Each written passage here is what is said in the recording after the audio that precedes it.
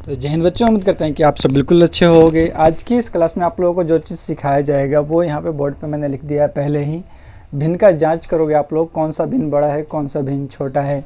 संख्याएं जानोगे आप लोग, कितने तरह की संख्याएं होती हैं, सम संख्या, विषम संख्या, भाज्य, भाज्य, पूर्ण, प्राकृतिक, ऐसी संख्याओं के बारे में आपको डिटेल्स में बिल्कुल समझाया जाएगा। फिर आपसे अभाज्य गुणनखंड करा के दिखाया जाएगा, अभाज्य गुणनखंड किस तरह से किया जाता है उसको सिखाया जाएगा। समीकरण को हल करना सिखाया जाएगा। तो ये वीडियो बहुत ही महत्वपूर्ण होगा आप लोगों के लिए, वीडियो में लास्ट तक बने रहिएगा। आप कोई आपका दोस्त है तो उसको वीडियो को शेयर कीजिएगा, आपके भाई लोग हैं तो उसमें भी शेयर कीजिएगा ताकि वो लोग भी सीखें इस चीज़ को। चलिए शुरू करते हैं, देखिए किस तरह से इसको सॉल्व किया जाएगा, बनाया जाएगा, किस तरह से समझते हैं। सबसे पहले हल करते हैं हम लोग भिन्न का जांच करने के लिए। अब आप सिर्फ वीडियो में लास्ट तक बने रहेगा, देखते रहिए, बस मैं जो बोल रहा हूँ उन सब बातों को समझने की कोशिश कीजिए। जैसे कि 2/3 ये एक भिन्न हो गया, पूर्ण रूप होता है भिन्न का। 2/3 ये पूरा भिन्न का एक रूप है, इसको बोला जाता है भिन्न। क्या बोलते हैं? इसको बोलते हैं भिन्न बोलते हैं, ठीक है। लेकिन इसमें ऊपर वाले संख्या को बोला जाता है अंश। क्या बोलते हैं ऊपर वाले को? ऊपर वाले को बोलते हैं अंश। वैसे ही नीचे वाले संख्या को बोला जाता है हर, ठीक है। नीचे वाले को हर बोलते हैं, ऊपर वाले को अंश बोलते हैं, और इन दोनों को भिन्न बोला जाता है। इसलिए मैंने लिखा है भिन्न का जांच सीखेंगे, और भिन्न का जोड़, घटाव, गुणा, भाग जो होता है वो इसी को बोला जाता है, ठीक है। तो चलिए, तो क्या दिया गया है? 2/3। एक और संख्या लेते हैं हम, जैसे कि और लिख लिए 4/6, ठीक है। अब आपसे पूछा जाएगा कि 2/3 बड़ा है या फिर 4/6 बड़ा है, ये आप लोगों को बताना है। नॉर्मल संख्या लिखा गया रहेगा, जैसे कि 2 लिखा गया, 3 लिखा गया हो और 6 लिखा गया हो। आपसे पूछा जाए कि इनमें से कौन सा बड़ा है, तो आप बता दोगे कि 6 बड़ा है और 3 छोटा है, बता सकते हैं। लेकिन इसमें अभी बताना संभव नहीं है कि इसमें दोनों में से कौन सा बड़ा है, तो इसको जांच करना पड़ता है। जांच कैसे करते हैं अच्छे से समझिए। ये हम और जो लिखा वो मिटा देते हैं। दोनों का हर देखते हैं, नीचे वाले को हर बोलते हैं, तो दोनों का हर देखते हैं। तो एक का हर 6 है और एक का हर 3 दिया गया है। दोनों का हर बराबर कर लेते हैं हम। 2, 3, 4, 5 कितना भी भिन्न दिया गया रहेगा ना, तो उसका हर क्या कर लेते हैं? बराबर कर लेते हैं। तो इसका हर बराबर करते हैं। अब देख रहे हैं हम कि यहाँ पर 6 है और यहाँ पे 3 है। अगर हम इस 3 को चाहेंगे तो 6 बना सकते हैं। 6 बनाने के लिए क्या करेंगे हम? तो यहाँ पे नीचे 2 से गुणा करेंगे तो ये कितना हो जाएगा? 6 हो जाएगा। तो नीचे 2 से गुणा होगा तो ऊपर भी 2 से गुणा ही कर दिया जाएगा, ठीक है। तो ये क्या नाम है? जो नया भिन्न हमें मिलेगा वो क्या मिल जाएगा? 2 दूनी के 4 और 2 3 6, और ये ऐसे उतर जाएगा 4/6। अब देख रहे हैं कि दोनों भिन्न का जो हर है वो हर बराबर हो गया।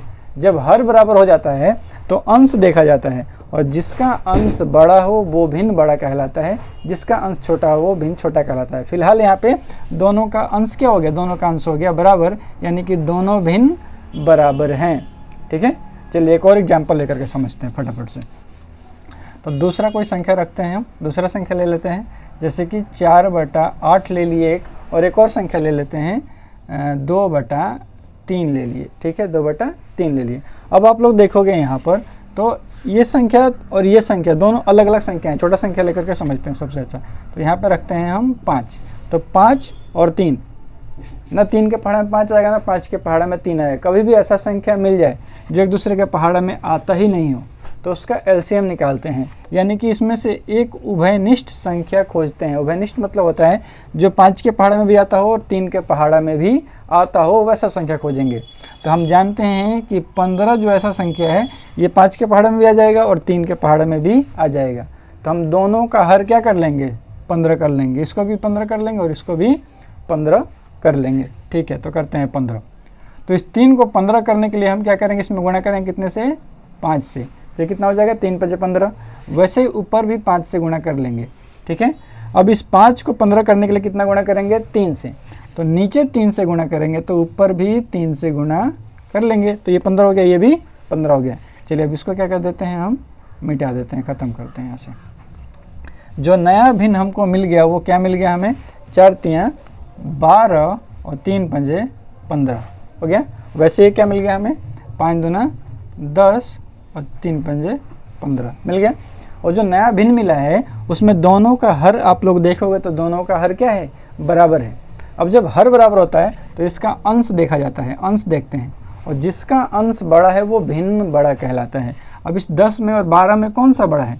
तो 10 में 12 में देखोगे आप लोग तो 12 क्या है, बड़ा है। तो ये 12 जो है ये किसका मान है, ये है 4 का, यानी कि 4/5 और ये 2/3 में ये वाला भिन्न बड़ा है और ये वाला भिन्न छोटा है। तो क्या चिन्ह लगा देंगे ऐसे कि ये बड़ा हो गया और ये छोटा हो गया। अच्छा, ये आप लोगों को समझ में नहीं आता हो तो ये मैं आप लोग को बताता हूँ कि एक ऐसा चिन्ह होता है, एक ऐसा चिन्ह होता है और एक होता है बराबर का चिन्ह। तो बराबर का चिन्ह लगता है जब दोनों तरफ संख्याएं बराबर होती हैं, और ये चिन्ह तब लगाया जाता है, ऐसे का तीर का चिन्ह होता है जैसे ये। तो ये तीर का चिन्ह बताता है कि सामने वाला संख्या, ये सामने वाला संख्या छोटा है, और जिधर मुंह खुला रहता है वो संख्या बड़ा होता है। तो मैंने जैसे चिन्ह लगाया है ऐसे कि ये सामने वाला संख्या छोटा है और ये संख्या बड़ा है। वही अगर ऐसे होता कि यहाँ पर लिखा होता 5 और यहाँ पर लिखा होता 4, तब तो ये वाला संख्या बड़ा है और ये वाला संख्या छोटा है। तो हम चिन्ह ये वाला लगाते हैं कि ये वाला संख्या छोटा और ये वाला संख्या बड़ा। जिधर मुंह खुला रहता है वो बड़ा होता है, ठीक है। तो ये 5 और ये 4 लिखा रहेगा तो ऐसे चिन्ह लगाएंगे कि ये बड़ा है और ये छोटा है। तो ये चिन्ह समझ लीजिएगा, इसको भी ध्यान में आप लोग रखेंगे अच्छे से। तो इस तरह से जांच करते हैं किस चीज़ का, इस तरह से जांच करते हैं भिन्न का।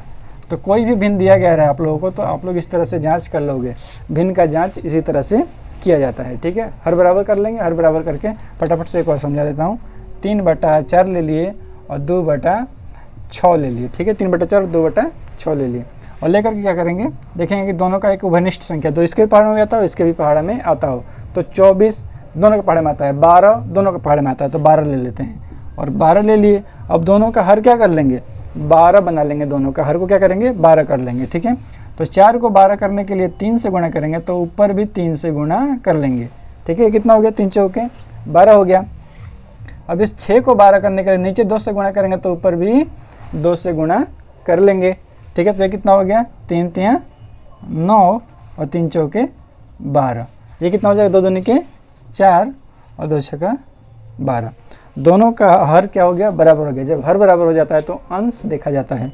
दोनों का हर बराबर हो गया, अंश देख रहे हैं, अंश कौन सा बड़ा है, ये वाला अंश बड़ा है और ये वाला अंश छोटा है। तो क्या हो जाएगा, ये वाला जो भिन्न है वो भिन्न बड़ा हो गया और ये वाला भिन्न छोटा हो गया। तो भिन्न का जांच इसी तरह से किया जाता है। दोनों का हर बराबर कर लेते हैं और हर बराबर करके और अंश देखा जाता है। जिसका अंश बड़ा हो वो बड़ा हो जाता है, जिसका अंश छोटा हो वो छोटा हो जाता है। तो ये तो लगभग समझ में आप लोगों को अब आ गया होगा भिन्न का जांच किस तरह से किया जाता है, ठीक है। वीडियो एक बार लाइक कर दे, लाइक नहीं किए हैं तो चैनल को जरूर सब्सक्राइब कर लीजिए, क्योंकि ऐसे ऐसे क्वेश्चन में लेकर के आता हूँ आप लोगों का मैथ बेसिक का जो है वो स्ट्रॉन्ग होता है। अब यहाँ पे संख्याएं देखिए, संख्याएं कितने तरह की होती हैं, ठीक है। कुछ ऐसे इंपॉर्टेंट संख्याएं हैं वो मैं आप लोग बताता हूँ जो आपके रिपीट होता रहता है, बार बार आप लोगों से पूछा जाता है। तो सबसे पहले देखिए आप लोग सम संख्या। सम संख्या किसे कहते हैं, तो वो संख्या जो 2 से पूरा कट जाता है, जो संख्या 2 से पूरा विभाजित हो जाता है उसको सम संख्या कहते हैं, ठीक है। जो 2 से पूरा विभाजित हो, जैसे कि 2 4 6 8 10 12 14 16 ये सब संख्या देखेंगे आप लोग तो इस सब में क्या है, ये सभी संख्या 2 से कटने वाली संख्याएं हैं। या फिर आगे भी जब आगे जाकर के लिखोगे आप तो मान लीजिए 220, ठीक है, 1080, ठीक है, 1116, ये सब संख्या 2 से कटने वाली संख्या हैं। तो ऐसा कोई भी संख्या हो जो 2 से पूरा कटता हो उसको सम संख्या बोला जाता है। जो 2 से पूरा कट जाएगा उसको सम संख्या बोलेंगे। लेकिन जो 2 से पूरा ना कटे उसको विषम संख्या बोला जाता है, ठीक है। सम संख्या जो 2 से पूरा कट जाए। अब इसी में देखिए अगर लिख देंगे हम यहाँ पर 21 तो 21 से 2 से नहीं कटेगा। लेकिन 20 क्या है, ये 20 2 से पूरा कट जाएगा ना। 20 2 से कटाएंगे तो 2 दंग का 20, 10 से कट गया। जो 2 संख्या 2 से पूरा कट जाता है तो उसको सम संख्या बोलते हैं। चाहे छोटा संख्या हो या फिर कितना भी बड़ा संख्या हो, उसका सिर्फ 2 से विभाजिता का नियम, 2 से विभाज्य करके देख लेते हैं कट रहा है कि नहीं कट रहा है तो वो सम संख्या है, नहीं कट रहा तो सम संख्या नहीं है। इसको कटाएंगे 2 से तो ये भी कट जाएगा, इसको कटाएंगे 2 से तो ये भी कट जाएगा, इसको कटाएंगे 2 से तो ये भी कट जाएगा, इसको 2 से कटाएंगे तो ये भी कट जाएगा, इसको 2 से कटाएंगे तो ये भी कट जाएगा। ये सब संख्या 2 से कट जा रही हैं क्योंकि ये सभी संख्याएं सम संख्याएं हैं, ठीक है। तो क्या लिखेंगे, वे संख्याएं जो 2 से पूरा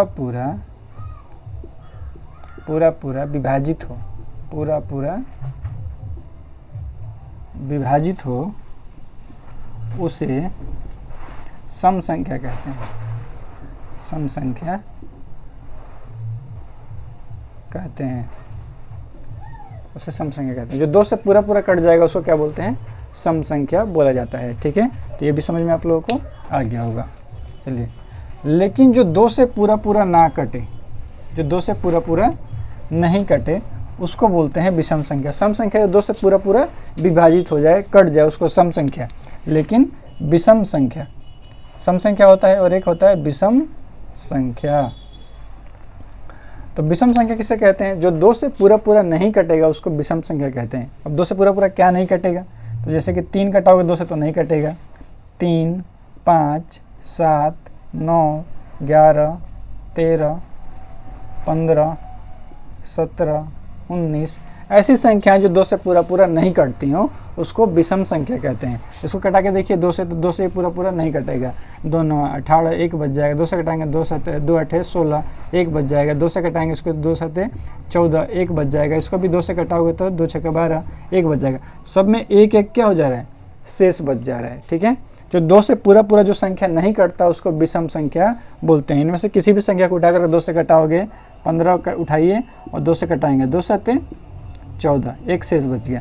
तो वो सभी संख्याएं जो 2 से पूरा पूरा नहीं कटती हैं वो विषम संख्या कहलाती हैं। क्या कहलाएंगी, विषम संख्या। और जो 2 से पूरा पूरा कट जाएगा वो संख्या सम संख्या कहलाता है। तो सम विषम में यही अंतर होता है। ये गिर गया हमारा झंडा, इधर रखते हैं। तो सम विषम में यही अंतर होता है, या संख्या होती है। तो भाज्य संख्या देखिए, लिखते हैं हम क्या चीज़, भाज्य संख्या।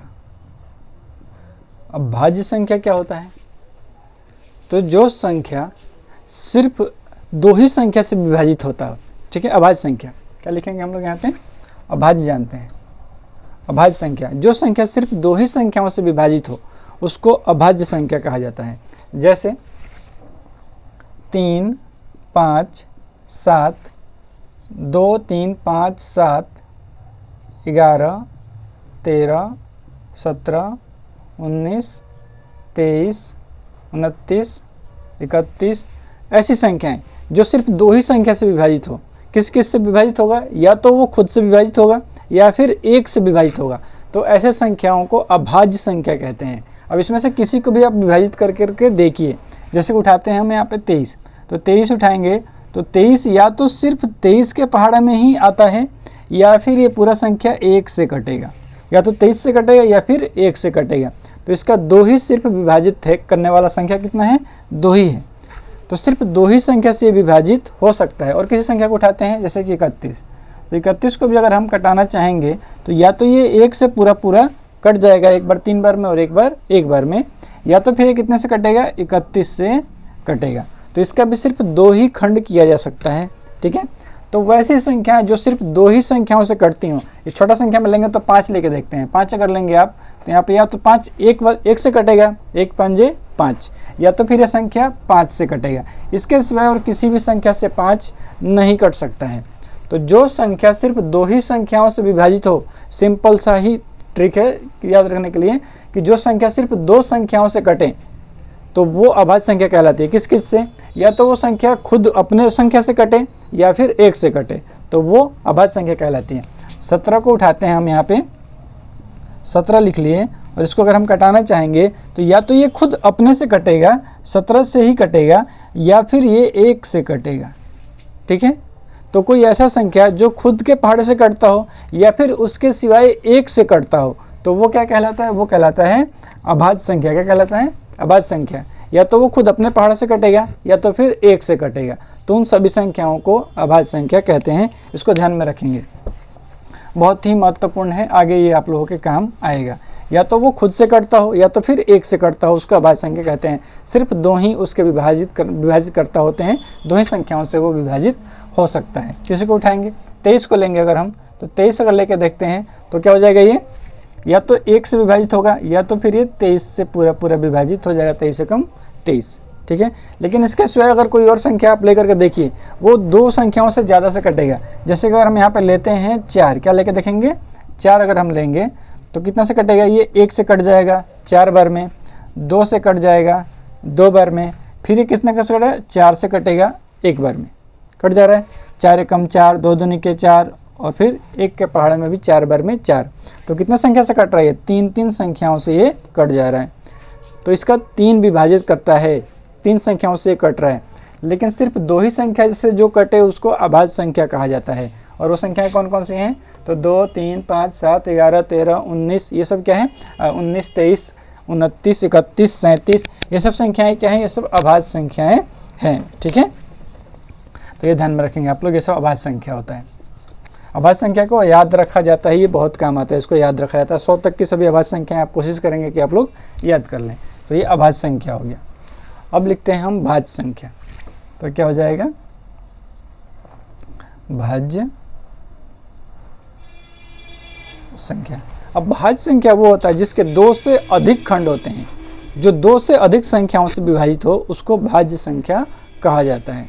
देखिए, 2 से अधिक संख्याओं से विभाजित होगा तो उसको भाज्य संख्या कहा जाएगा।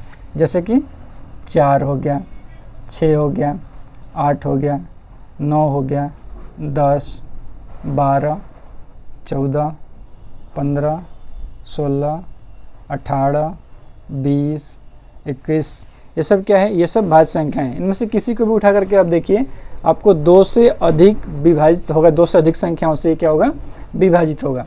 तो उठाते हैं 5, 10 और 10 को देखते हैं उठा करके, तो ये या तो 1 से कट जाएगा, ये पूरा कट जाएगा, फिर ये 2 के पहाड़ से पूरा कट जाएगा, फिर ये 5 के पहाड़ से पूरा कट जाएगा, और फिर ये 10 के पहाड़ से पूरा कट जाएगा। 1 से कटेगा 10 बार में, 2 से कटेगा 5 बार में, 5 से कटेगा 2 बार में, और 10 से कटेगा 1 बार में। कितना हो गया? 1, 2, 3, 4, 4 संख्याओं से विभाजित हो रहा है। ठीक है, वैसे किसी और को उठाते हैं, 18 को देखते हैं उठा करके। अब 18 1 से कट जाएगा पूरा, 1 से तो हर संख्या कटता है, तो 1 से कट जाएगा, फिर ये 2 से कट जाएगा, फिर ये 3 से कट जाएगा, फिर ये 6 से कट जाएगा, और फिर ये 9 से कट जाएगा, और फिर ये 18 से कट जाएगा। 1, 2, 3, 4, 5, 6, 6 संख्याओं से कट रहा है 18। ठीक है, तो जिसका 2 से अधिक गुणनखंड हो उसको भाज्य संख्या कहा जाता है। अब इसमें से कोई और संख्या उठाइए, 21 उठा करके देखिए, 21 को देखिए, ये कितने से कटेगा? 1 से कट जाएगा, फिर ये 3 से कट जाएगा, फिर ये 7 से कट जाएगा। ठीक है, और फिर ये कितने से कट जाएगा? 21 से कट जाएगा। ठीक है, 3 से 7 से 21 से और 1 से संख्या पूरा विभाजित हो जाएगा। 1 के पहाड़ से 3, 7, 21, 7, 3, 21 और 21 से कम 21। ठीक है, तो ये सभी संख्याएं क्या हो जा रही हैं? 2 से अधिक संख्याओं से कट रही हैं, 2 से अधिक संख्याओं से कट रही हैं। ठीक है, तो ये सब क्या है? भाज्य संख्या है। तो जिस संख्या का 2 से अधिक गुणनखंड हो उसको भाज्य संख्या कहा जाता है। क्या कहते हैं? भाज्य संख्या। जिसका 2 से अधिक गुणनखंड हो उसको भाज्य संख्या, लेकिन जिसका 2 ही गुणनखंड हो उसको अभाज्य संख्या कहा जाता है। ठीक है, याद रखेंगे। ये क्या है? ये है भाज्य, लेकिन इसके पहले जो मैंने बताया वो था अभाज्य, और ये भाज्य, वो अभाज्य। ठीक है, वो क्या था? वो था अभाज्य। ठीक है, क्या था उसके में? तो उसमें था 3, 5, 7, 11, 13, 17, 19, 23, ये सब संख्याएं क्या थी? इसमें 2 भी होता है, 2। ये सब संख्या क्या था? ये सब संख्या अभाज्य था। इन सब संख्याओं का सिर्फ 2 ही गुणनखंड होता है। ठीक है, लेकिन ये सब संख्याओं का 2 से अधिक गुणनखंड होता है, इसलिए इसको क्या बोलते हैं? इसको भाज्य बोला जाता है, और इन सभी संख्याओं को अभाज्य बोला जाता है। इन सभी को ये सभी संख्याओं को लगभग अपने याद रखा जाता है। याद रखेंगे आप लोग अपने जहन में, तो ये आप लोगों को क्वेश्चन बनाने में बहुत ज़्यादा हेल्प करता है। तो कोशिश कीजिएगा आप इसको याद रखने के लिए। ठीक है, चलिए मिटा देते हैं। तो भाज्य अभाज्य तो आप लोग जान गए कि भाज्य किसको कहते हैं और अभाज्य संख्या किसको कहते हैं। ठीक है, हो गया। अब होता है एक पूर्ण संख्या होता है और एक प्राकृतिक संख्या होता है। पूर्ण संख्या होता है और एक प्राकृतिक संख्या होता है। तो पूर्ण संख्या देखिए, पूर्ण संख्या। तो पूर्ण संख्या किसे कहते हैं? जो संख्या 0 से शुरू होता है, गिनती गिनना जब हम शुरू करते हैं तो कोई लोग 1 2 3 4 5 6 ऐसे गिनने लगते हैं, और कोई लोग 0 1 2 3 4 5 ऐसे गिनते हैं। तो जो आदमी 0 से शुरू करता है ना, 0 1 2 3 4 5 ऐसे गिनना शुरू करता है, इसका मतलब कि वो पूर्ण संख्या गिन रहा है, वो पूर्ण संख्या गिन रहा है। 0 से गिनना शुरू कर रहा है, तो 0 1 2 3 4 5 6 डॉट डॉट डॉट डॉट और ये अनंत। तो जो 0 से शुरू करता है गिनना उसको बोला जाता है पूर्ण संख्या। ठीक है, जो संख्या 0 से शुरू होकर के अनंत तक जाए, अनंत मतलब होता है जिसका अंत ही नहीं हो। ठीक है, तो जो 0 से शुरू होकर के अनंत तक जाए उसको पूर्ण संख्या कहा जाता है। यानी कि हम 0 से गिनना शुरू करेंगे तो हम पूर्ण संख्या गिन रहे हैं। और एक होता है प्राकृत संख्या, प्राकृत संख्या क्या होता है, एक होता है प्राकृत संख्या। ठीक है, तो ये प्राकृत संख्या क्या होता है, प्राकृतिक बोलते हैं, प्राकृत संख्या बोलते हैं। तो ये क्या होता है, अगर हम 1 से गिनना शुरू कर दें, इस 0 के बजाय हम 1 से ही शुरू हो जाएं, 1 2 3 4 5 ऐसे गिनने लगे हम, तो हम वो संख्या प्राकृतिक संख्या गिन रहे हैं। ठीक है, 1 से गिनना शुरू करेंगे तो 1 2 3 4 5 6 डॉट डॉट डॉट डॉट अनंत। ठीक है, तो ये क्या है, ये प्राकृतिक संख्या है। इसलिए प्राकृतिक है क्योंकि हम 1 से गिन रहे हैं। ठीक है, 1 से गिनना हम शुरू कर रहे हैं। और ये क्या है, पूर्ण संख्या है। पूर्ण मतलब 0 भी उसमें शामिल हो जाएगा। 0 भी शामिल करके अगर आप गिनते हो तो आप पूर्ण संख्या गिन रहे हो, और 0 को छोड़ के गिनते हो तो आप प्राकृतिक संख्या गिन रहे हो। ध्यान में रखेंगे आप लोग। तो ये पूर्ण होता है और ये प्राकृतिक होता है। 6 ही लिखे हैं, इसका ये नहीं कि 6 तक ही लिखना है, आप जितने तक मन करे उतने तक। यानी कि ये 1 से शुरू होकर के अनंत तक जाएगा, अनंत तक, कोई अंत नहीं, जहाँ तक मन करे वहाँ तक। ठीक है, और ये 0 से शुरू करके अनंत तक जाएगा। ठीक है, तो उसको प्राकृतिक संख्या, वो इसको पूर्ण संख्या बोलते हैं, इसको प्राकृतिक संख्या बोलते हैं। ये तो आप लोगों को समझ में अब आ गया होगा अच्छे तरीके से, पूर्ण और प्राकृतिक। अब जब इतना समझ में अगर आप लोगों को आ गया है तो यहाँ से आप अब अभाज्य गुणनखंड बनाने के लिए प्रिपेयर हो चुके हैं, सीख चुके हैं। तो अब यहाँ से आप लोग अभाज्य गुणनखंड बना लोगे। इतना सीखने के बाद में अभाज्य गुणनखंड आसानी से आप लोगों को आ जाएगा, जो 2 चीज़ मैंने पहले बता दिया है। अब समझिए अभाज्य गुणनखंड, क्योंकि जो अभाज्य संख्या मैंने बता दिया तो उसी से रिलेटेड है अभाज्य गुणनखंड, और ये बहुत ज़रूरी है। आप 9th क्लास में पढ़ते हैं, ठीक है, या फिर आप 10th क्लास में पढ़ते हैं। ठीक है, आप लोगों के एग्ज़ाम में आता है ये। ठीक है, 9th वालों के भी 10th वालों के भी एग्ज़ाम में अभाज्य गुणनखंड आता है। तो देखिए किस तरह से अभाज्य गुणनखंड किया जाएगा। एक छोटा संख्या लेते हैं और लेकर के आपको सिखाते हैं। जैसे कि आपको दे दिए हम 16 और बोलते हैं इसका अभाज्य गुणनखंड करो, अभाज्य गुणनखंड करो। उसमें कोई भाज्य संख्या नहीं आनी चाहिए, सिर्फ और सिर्फ अभाज्य संख्याएं आनी चाहिए। ठीक है, तो इसका अभाज्य गुणनखंड कैसे करेंगे, इसको कटाएंगे वो सभी संख्याओं से जो सिर्फ अभाज्य हो, भाज्य उसमें नहीं। अभाज्य मतलब, अभाज्य क्या होता है, अभाज्य होता है 2 3 5 7 11 13 17, बताया था ना मैंने आप लोगों को। तो ये सब क्या था, अभाज्य संख्या है। तो इन्हीं में से संख्याओं से कटाना शुरू करते हैं। सबसे पहले 2 से कटाते हैं, छोटा से छोटा संख्या उठा करके कटाना शुरू करते हैं। तो 2 से कटाएंगे सबसे पहले, तो 2 8 16, फिर 2 से कटाएंगे तो 2 छक्का 2 चौके 8, फिर 2 से कटाएंगे तो 2 दूनी के 4, पूरा संख्या कट गया। ठीक है, अब 2 को क्या कटाएंगे, 2 को नहीं कटाना है। ठीक है, तो 2 गुणा 2 गुणा 2 गुणा 2, क्या लिखेंगे हम यहाँ पे, 2 गुणा 2 गुणा 2 गुणा 2, कितना बार आ गया, 1 2 3 4 बार आ गया ना। तो यहाँ लिख देंगे 2 का पावर 4, और ये कितना है, इसका मतलब है कि ये लिखा गया है 16। 2 का पावर 4 मतलब 16। और इसमें देखिए इसके अभाज्य, इसके खंड में जो खंड किया गया है, इसके खंड में सभी संख्या क्या है, अभाज्य है। 2 2 2 2 आया ना, तो ये सब क्या है, खंड है। तो ये सब अभाज्य संख्या है। अच्छा, कोई और संख्या रखते हैं, जैसे कि रख लेते हैं 54, कितने रख लिए, 54 रख लिए। ठीक है, और इसको कटाते हैं। तो इसको जब हम 2 से कटाएंगे, तो 2 से कटाते हैं तो 2 दूनी के 4, और ये 5 में से 4 निकल गया तो यहाँ पे 1 बच गया, 1 और 4 मिलके हो जाएगा 14। तो कितना लिखेंगे अब, 2 7 14, खत्म। फिर अब इसको कटाएंगे कितने से, 3 से कटाएंगे, तो 3 9 27, और फिर 3 से कटाएंगे तो 3 3 9, खत्म हो गया, कट गया पूरा। अब क्या संख्या मिल गया हमको, देखिए सभी अभाज्य संख्या मिला है। क्या क्या मिला है, 2 गुणा 3 गुणा 3 गुणा 3, ये मिला है ना, 2 गुणा 3 गुणा 3 गुणा 3। ठीक है, तो यहाँ पे 2 तो एक बार है, लेकिन 3 कितने बार है, 3 बार। तो यहाँ पे लिखेंगे 3 का पावर 3, और ये संख्या किसके बराबर है, 54 के बराबर है। ठीक है, तो इसका 54 का अभाज्य गुणनखंड जो है वो ये है, 2 गुणा 3 गुणा 3 गुणा 3। समझ में आ गया। तो इस तरह से क्या करते हैं, अभाज्य गुणनखंड करते हैं। ये तो छोटा छोटा मैंने अंक रखा था समझाने के लिए। ठीक है, अब इससे थोड़ा सा बड़ा संख्या लेते हैं, थोड़ा सा बड़ा संख्या लेकर के समझते हैं।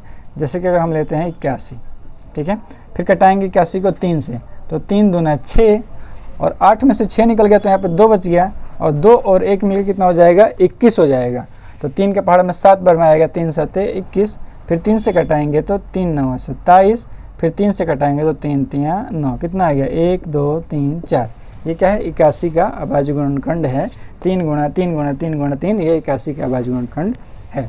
दूसरा लेते हैं, मान लीजिए 144 लिए और 144 का अभाज्य गुणनखंड करते हैं, ठीक है।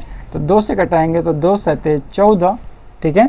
फिर 2 दूनी के 4, फिर 2 से कटाएंगे तो 2 तियाँ 6 और यहाँ पे 1 बच गया और 1 और 2 मिलके कितना हो जाएगा 12, तो 2 छक्का 12। फिर 2 से कटाएंगे तो 2 दूनी के 2 एकम 2 और यहाँ पे 1 बच गया, तो 1 और 6 मिलके कितना हो जाएगा 16 हो जाएगा। तो ये कैसे 2 8 16। फिर 2 से कटाएंगे तो 2 9 18। अब कटाएंगे 3 से तो 3 तियाँ 9, पूरा पूरा कट गया। अब इसके देखिए जो खंड हुआ ना, इस खंड में सभी संख्या अभाज्य ही आपको दिखेगा, भाज्य संख्या आपको एक भी नहीं दिखेगा। 2 2 2 फिर 3 3, ये दिख रहा है ना। 2 कितने बार है 1 2 3 4 बार है, तो यहाँ पे क्या लिखेंगे 2 का पावर 4 और 3 कितने बार है 2 बार है, तो 3 का पावर 2, ठीक है। तो ये क्या है इसका अभाज्य गुण। 144 का अभाज्य गुणनखंड कितना हो गया 2 गुणा 2 गुणा 2 गुणा 2 4 बार और ये 3 गुणा 3 ये कितना हो जाएगा 2 बार, ठीक है। तो थोड़ा सा बड़ा संख्या लेकर देख लिए, इससे भी थोड़ा सा बड़ा संख्या लेकर के आप देखना चाहते हैं तो इससे बड़ा संख्या थोड़ा लेकर के देखिए। कहने का मतलब ये है कि अभाज्य गुणनखंड में सिर्फ अभाज्य संख्या होना चाहिए, उसमें भाज्य संख्या हमें एक भी नहीं लाना है, सिर्फ अभाज्य संख्या उसमें होना चाहिए, ठीक है। चलिए रखिए आप 200 रख के देखेंगे। अब लास्ट में 0 आ रहा ना, तो जिसका संख्या के लास्ट में 0 आता है, 0 आ जाता है लास्ट में, तो उसको हम 5 से या 2 से हम उसको कटा सकते हैं, वो कट जाएगा। जिसके लास्ट में 0 है तो 5 से या 2 से कटाइए, वो पूरा पूरा कट जाएगा। अब लास्ट में अगर 1 है तो हम कोशिश करते हैं उसको 3 से देखने हैं, या फिर 7 से कटेगा, या फिर 11 से कटेगा, या फिर 13 से कटेगा। इन सभी संख्याओं से कटेगा, ठीक है। या फिर 9 से कटेगा। 9 तो अभाज्य संख्या नहीं है तो उसको छोड़िए। अगर लास्ट में 1 है तो 3 से चेक करते हैं, या तो 7 से चेक करते हैं, या तो 11 से, या तो 13 से, इन्हीं में से किसी से वो संख्या पूरा पूरा कट जाएगा। लास्ट में 0 है तो 2 से और 5 से चेक करते हैं। लेकिन लास्ट में 2 4 6 8 10 ऐसा कोई संख्या 2 4 6 8 है तो उसको 2 से कटा लिया जाता है। 2 है 4 है 6 है 8 है, तो इन संख्याओं को आप 2 से कटा लीजिए, कट जाएगा सब संख्या। अब लास्ट में क्या है 0 है, तो आप कितने से कटा सकते हैं 5 से भी और 2 से भी, किसी से भी कटा सकते हैं। चलिए 5 से कटाते हैं। तो 5 से कटाएंगे तो 5 चौके 20, ठीक है, और ऊपर से 0 यहाँ पर उतर जाएगा। फिर 0 आ गया तो फिर 5 से कटाएंगे तो 5 8 40, खत्म हो गया। अब कटाएंगे उसको कितने से 2 से, तो 2 चौके 8 और फिर 2 से कटाएंगे 2 दूनी के 4, खत्म। तो 5 गुणा 5 2 गुणा 2 गुणा 2, इसमें भी क्या सभी संख्याएं अभाज्य संख्या है, कोई इसमें भाज्य संख्या नहीं है। 5 गुणा 5 और फिर 2 गुणा 2 गुणा 2, ये 3 बार और ये 2 बार, तो 5 का पावर 2 और 2 का पावर 3, ठीक है। ये क्या हो गया इसका अभाज्य गुणनखंड हो गया। समझ में आ गया होगा आप लोगों को। तो इस तरह से अभाज्य गुणनखंड किया जाता है। आप अपने से भी 2-4 अलग अलग संख्याएं रख करके और चेक कर लेंगे, करके अभाज्य गुणनखंड निकालने का कोशिश करेंगे, ठीक है। क्योंकि ये बहुत ही महत्वपूर्ण है आप लोगों के एग्जाम के लिए, या फिर ये बेसिक क्वेश्चन ही हर जगह काम आता है आप लोगों के। तो इस तरह से अभाज्य गुणनखंड निकाला जाता है। समझ में आ गया आप लोगों को। एक और रख के दिखा देते हैं, जैसे कि 256 रखते हैं, ठीक है। अब इसको कटाएंगे तो 2 एकम 2 और फिर इस 5 को कटाएंगे तो 2 दूनी के 4 और यहाँ पे 1 बच गया, तो 1 और 6 मिलके कितना हो जाएगा 16, तो ये क्या हो गया 2 8 16। फिर 2 से कटाएंगे तो 2 6 12 और फिर 2 चौके 8, फिर 2 से कटाएंगे तो 2 3 6 2 दूनी के 4, फिर 2 से कटाएंगे तो 16 दूनी 32, फिर 2 से कटाएंगे तो 8 दूनी 16, फिर 2 से कटाएंगे तो 2 चौके 8, फिर 2 से कटाएंगे तो 2 दूनी के 4, खत्म हो गया। अब इसमें सिर्फ 2 2 आया है, कितने बार आया है 1 2 3 4 5 6 7 8, तो ये क्या हो जाएगा 2 का पावर 8, ठीक है, 2 का पावर 8। तो 256 के अभाज्य गुणनखंड जब आप करेंगे 256 का अभाज्य गुणनखंड तो क्या आएगा 2 गुणा 2 गुणा 2 गुणा 2 कितने बार आएगा 8 बार आएगा। 2 का पावर 8 होता है अभाज्य गुण, 2 का पावर 8 कितना होता है 256 होता है, ठीक है। तो इस तरह से अभाज्य गुणनखंड आप लोग ज्ञात करोगे। उम्मीद करता हूँ कि समझ में आप लोगों को ये आ गया होगा किस तरह से अभाज्य गुणनखंड किया जाता है, ठीक है। चलिए अब आते हैं क्या चीज़ समीकरण पर, समीकरण कैसे निकाला जाता है, ठीक है। समीकरण हल करने के लिए तो शुरू से बताते हैं आप लोगों को समीकरण हल करना, किस तरह से समीकरण अच्छे से समझिएगा इसको, किस तरह से समीकरणों को हल किया जाता है, ठीक है। समीकरण बेसिकली हल करने का मतलब यही होता है कि ABCD XYZ का मान निकालने के लिए, ठीक है। एक चीज़ और नहीं बताए थे आप लोगों को संख्याओं में चर और अचर राशि, वो चीज़ समझिए आप लोग, उसके बिना समझ में नहीं आएगा। एक होता है चर राशि, क्या होता है? चर राशि, और एक होता है अचर राशि। अचर राशि ये इस वाले का पार्ट है, ठीक है। चर राशि और अचर राशि। चर राशि किसे कहते हैं? चर राशि, चर राशि उसको कहते हैं जो अपना मान नहीं बदलता है, उसको चर राशि, और जो अपना मान बदल लेता है उसको चर राशि कहते हैं। मान बदलने का मतलब है कि ABCD को चर राशि बोला जाता है। समझने के लिए बता दे रहा हूँ आप लोगों को, बहुत आसानी तरीके से क्या हो जाएगा। जैसे कि A से लेकर के और Z तक के संख्याओं को चर राशि बोला जाता है। A से लेकर Z तक के संख्या को चर राशि बोलते हैं। ये अपना मान बदलता रहता है, यानी कि A की जगह पे B रख दो, B की जगह पे A रख दो, कोई उसके मान में परिवर्तन नहीं आएगा, ठीक है। अगर A रख के बना रहे हैं तो जितना 10 आ रहा है, और ये हल करके दिखाएंगे तो समझ में आप लोगों को आएगा, वही अगर Z रख के बनाएंगे तब भी उतना ही आंसर आएगा, उसमें कोई बदलाव नहीं आएगा। तो इसको बोलते हैं चर राशि। A से Z तक के संख्याओं को चर राशि बोलते हैं। लेकिन अचर राशि, अचर राशि किसको बोलते हैं? तो अचर राशि बोलते हैं 1 2 3 4 5 ऐसी संख्याओं को, ठीक है। संख्याओं को क्या बोलते हैं? अचर राशि बोलते हैं। 0 से लेकर के 0 1 2 ऐसी ऐसी संख्याओं को, 3 4 5 6 7 8 9 10, इन सभी संख्याओं को अनंत तक, ठीक है। संख्याओं को, जो संख्याएं होती हैं 1 2 3 4 5 6 7 8, ये सभी अचर राशि होती हैं। जो है वो है, उसमें आप बदलाव नहीं कर सकते हैं। अगर बदलाव करेंगे तो उसका आंसर ही बदल जाएगा, ठीक है। अब ये चीज़ जो मैंने बताया आप लोगों को, अभी तो आप सिर्फ इतना समझ लीजिए, जब मैं समझाऊंगा समीकरण तो उसमें ही आप लोगों को काम आएगा कि चर राशि किसे कहते हैं और अचर राशि किसे कहते हैं। तो अभी आप लोगों को समझ में आ गया, ठीक है। चलिए मिटाते हैं। ये ध्यान में रखेंगे आप लोग कि अचर गिनती को बोला जाता है और चर राशि A से लेकर Z तक के संख्याओं को बोला जाता है। तो इसको हम क्या करते हैं? मिटा लेते हैं। अब आ जाइए, अब यहाँ पे समझिए समीकरण, समीकरण समझिए, इसको मिटा देते हैं अब हम। अब समीकरण समझिए, समीकरण, समीकरण जैसे कि मान लीजिए लिखा गया है आप लोग के यहाँ पे 2 + x = 4, 2 + x = 4 लिखा गया है। ये बराबर का मतलब जो होता है ना, बराबर को आप तराजू मान लीजिए। तराजू जो होता है, तराजू मान के चलिए आप लोग कि ये तराजू है। बराबर का मतलब क्या है? ये तराजू है। और इस तराजू में एक तरफ 4 रखा गया है और एक तरफ 2 + x रखा गया है। लेकिन कांटा जो है, ये कांटा बिल्कुल बीच में है। इसका मतलब कि दोनों तरफ का भार क्या है? बराबर है। और भार बराबर, इसका मतलब क्या है कि जो 4 है ना, ये भी 4 ही है। ये 2 + x क्या है? ये 4 है। लेकिन आपको दिख नहीं रहा है, इसलिए दिख रहा है क्योंकि एक जो संख्या है यहाँ पर वो ABCD के फॉर्म में है, और ABCD के फॉर्म में है तो वो क्या है मालूम ही नहीं।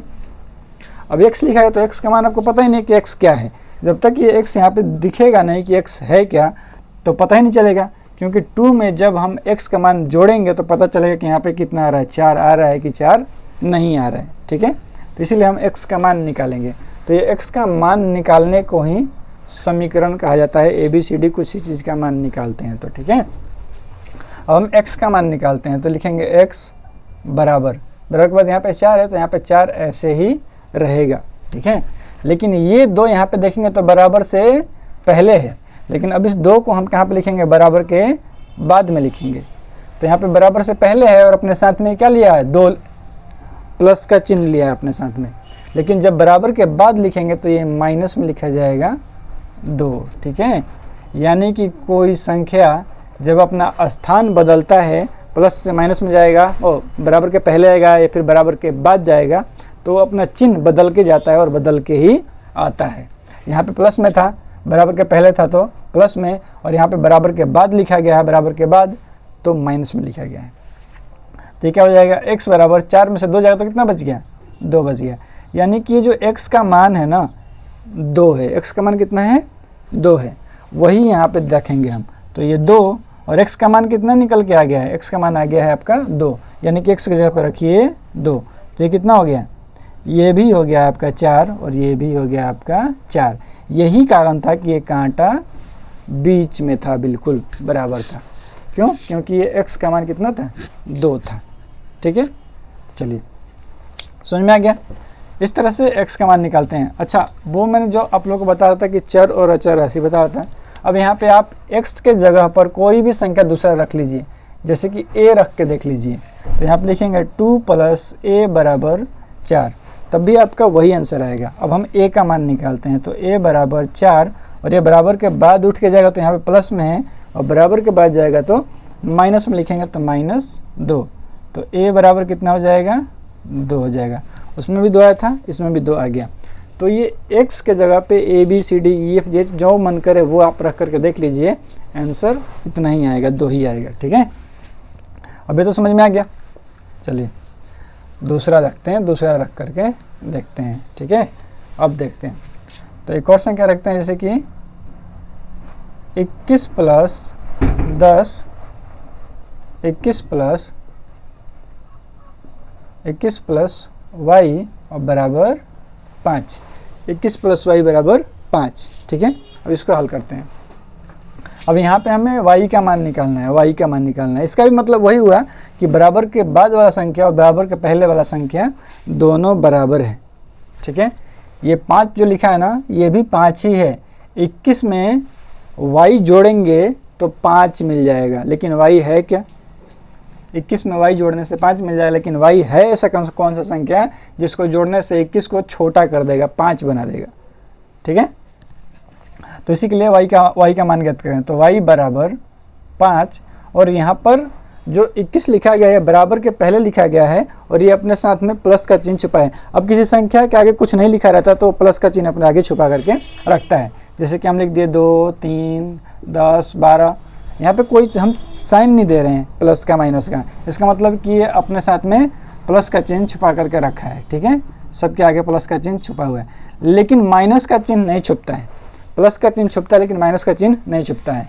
माइनस है तो माइनस रहेगा, लेकिन प्लस है तो प्लस लिखना जरूरी नहीं है।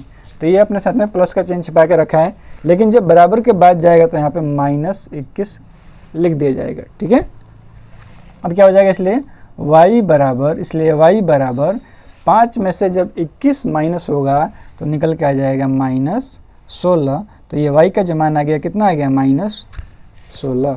समझ में आ गया? -16। अब यहाँ पे y के जगह पे -16 रख के देख लीजिए, दोनों तरफ संख्याएं बराबर हो जाएंगी। चलिए चेक करा देते हैं आप लोगों को रख करके। तो ये क्या हो गया? 21 + -16, y के जगह पर -16 और बराबर 5। तो ये 21 और ये प्लस माइनस होता है -16 बराबर 5। 21 में से 16 जाएगा तो 5 बचेगा, 5 बराबर 5। दोनों तरफ संख्याएं क्या हो गई? बराबर हो गई। ठीक है, तो इस तरह से x, y, z का मान निकाला जाता है। ठीक है, x का मान इस तरह से निकाल लिए। अब इसमें अलग अलग तरह की बहुत सारी समीकरणें होती हैं। मैंने तो एक टाइप आप लोगों को बताया है, एक टाइप और बताता हूँ। जैसे कि मान लीजिए 2x + 4 बराबर 10 लिख दिया गया, 2x + 4 बराबर 10 लिखा गया। अब इसमें मान निकालिए। वहाँ पे x के साथ में प्लस में था, लेकिन यहाँ पे x के साथ में गुणा में है ये। ठीक है, वहाँ पे x के साथ में प्लस में था, यहाँ पर ये गुणा में है। निकालेंगे 2x = 10 और बराबर के बाद अब ये 4 जाएगा, 4 ये बराबर के बाद जाएगा। तो यहाँ पर ये प्लस में है तो बराबर के बाद जाएगा तो ये क्या हो जाएगा? -4। तो ये 2x बराबर 10 में से 4 माइनस होगा तो क्या बच जाएगा? 6। अब x का मान निकालेंगे तो इसलिए x बराबर 6, और ये बराबर यहाँ पे x जो है अपने साथ में गुणा में रखा है 2 को। ये 2 को क्या रखा है? अपने साथ में गुणा में रखा है, गुणा में। ठीक है, लेकिन जब ये बराबर के बाद जाएगा तो भाग लगाएगा 2 यहाँ पे जा करके, और ये कटेगा संख्या 2 3 6, ख़त्म हो गया। ठीक है, अब बहुत ज़्यादा डीपली अगर आप लोगों को समझना है कि ये यहाँ पर एक साथ में क्यों लिखा गया है, तो कोई चर और अचर राशि एक साथ में लिखा गया, इसका मतलब कि उसके में गुणा हुआ रहता है। जैसे कि 3x लिखा है, 3y लिखा है, 2z लिखा है, xy लिखा गया है, xy। तो 2 चर राशि एक साथ लिखा है, इसका मतलब यही होता है कि ये गुणा हुआ है। एक चर और एक अचर एक साथ में लिखा गया, इसका मतलब कि इसमें गुणा हुआ है। कैसे गुणा किया गया है? 3 गुणा y और गुणा होकर के ये हो गया है 3y। ये भी गुणा किया गया है। ये गुणा क्या किया गया है? ये वाला संख्या कि 3 गुणा x और गुणा होकर हो गया है ये 3x। ठीक है, लेकिन गुणा रहेगा तभी वहाँ पे कोई साइन बीच में नहीं दिखेगा। गुणा के सिवाय कुछ भी किए करोगे आप तो उसका चिन्ह वहाँ पर दिखेगा। जैसे कि अगर जोड़ना है कि 3 में x को जोड़ो, इसको जोड़ना है, एक जगह 3 लिखा गया है, मिटाते हैं इसको।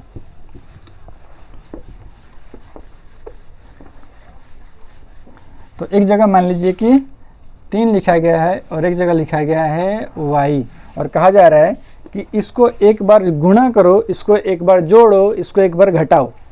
ठीक है, तो अगर इसको हम गुणा करेंगे, क्या करेंगे, गुणा करेंगे, तो गुणा करके क्या लिखेंगे, 3 गुणा y, तो ये क्या हो जाएगा 3y, एक साथ में हो गया। इसी को जब जोड़ेंगे हम, जब जोड़ेंगे तो क्या लिखेंगे 3 + y, और ये इतना ही रह जाएगा 3 + y, क्योंकि इसका चिन्ह दिखेगा 3 + y। जब इसको हम क्या करेंगे, घटाएंगे, घटाओ, ठीक है, घटाएंगे तो क्या करेंगे 3 - y। तो गुणा को छोड़ करके जोड़िए, चाहे घटाइए, चाहे भाग कीजिए, आपको उसका चिन्ह दिखेगा। अगर भाग भी करेंगे, जब आप इसको भाग, तब भी दिखेगा 3/y, या फिर लिख लीजिए 3/y, आपको चिन्ह दिखेगा। लेकिन सिर्फ गुणा में आपको चिन्ह नहीं दिखता है, दोनों संख्याओं के बीच गुणा हो जाता है और दोनों संख्याएं एक साथ हो जाती हैं। ठीक है, तो इसमें क्या हो गया है, गुणा हुआ है। तो ये सब समीकरण था। समीकरण का 2 रूप मैंने बताया है आप लोगों को, इससे ज़्यादा आप लोगों को मैं नहीं बता रहा हूँ क्योंकि वीडियो पहले बहुत ज़्यादा बड़ा हो गया है। बाकी और भी ऐसे क्वेश्चन आप लोगों को सीखना है, जानना है, तो आप लोगों को इस वीडियो को पहले लाइक कर दीजिए, चैनल को जरूर सब्सक्राइब करके रख लीजिए। आपके घर में छोटे भाई बहन है तो उनको इस वीडियो को दिखाइए, उन लोगों का मैथ बहुत ही स्ट्रॉन्ग होगा, अच्छा होगा, और उनके बहुत ही काम का चीज़ है। और मैं अच्छी वीडियो यहाँ पे लेकर के आता रहता हूँ ऐसे ही मैथ की वीडियो, जो कि आपके बच्चों को, आपके भाई बहनों को मैथ देख करके उन लोगों का मैथ स्ट्रॉन्ग होगा और ज़्यादा। तो मिलते हैं अगले वीडियो में, तब तक धन्यवाद, जय हिंद।